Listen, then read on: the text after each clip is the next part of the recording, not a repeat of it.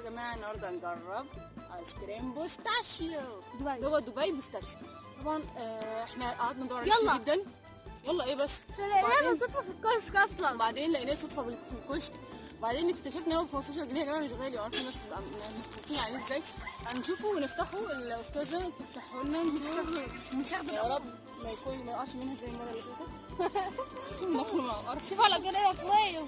يا جماعه ده غالي جدا ب 15 جنيه. يلا. واو بصوا يا جماعه منظره.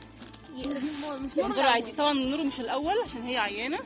يعني استنى الاول انا بقول الاول. عضه كبيره. اه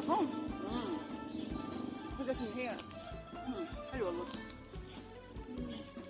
ما تقدري. بصراحه في 15 جنيه حلو جدا. الله ده في استني بالراحه ما ادوقه. يا جماعه. انا شوف لسه اقول لكم ماما.